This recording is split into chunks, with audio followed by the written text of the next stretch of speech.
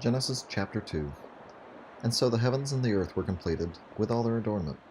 And on the seventh day God fulfilled his work which he had made. And on the seventh day he rested from all his work which he had accomplished. And he blessed the seventh day and sanctified it. For in it he had ceased from all his work, the work whereby God created whatever he should make. These are the generations of heaven and earth, when they were created in the day when the Lord God made heaven and earth, and every sapling of the field before it would rise up in the land, and every wild plant before it would germinate.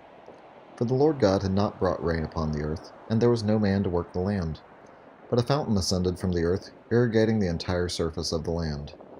And then the Lord God formed man from the clay of the earth, and he breathed into his face the breath of life, and man became a living soul. Now the Lord God had planted a paradise of enjoyment from the beginning. In it he placed the man whom he had formed. And from the soil the Lord God produced every tree that was beautiful to behold and pleasant to eat. And even the tree of life was in the midst of paradise, and the tree of knowledge of good and evil. And a river went forth from the place of enjoyment, so as to irrigate paradise, which is divided from there into four heads.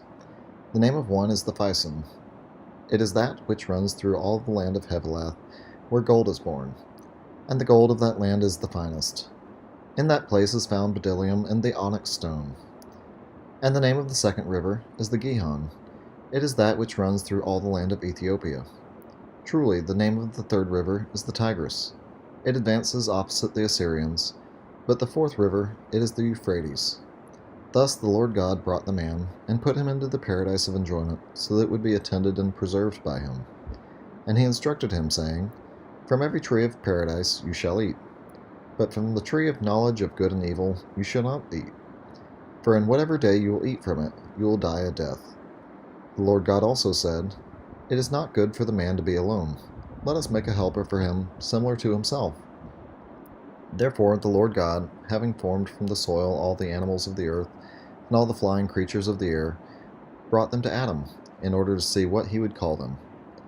For whatever Adam would call any living creature, that would be its name. And Adam called each of the living things by their names, all the flying creatures of the air, and all the wild beasts of the land. Yet truly, for Adam there was not found a helper similar to himself. And so the Lord God sent a deep sleep upon Adam. And when he was fast asleep, he took one of his ribs, and he completed it with flesh for it.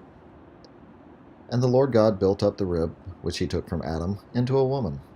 And he led her to Adam. And Adam said, Now this is bone from my bones, and flesh from my flesh. This one shall be called woman, because she was taken from man.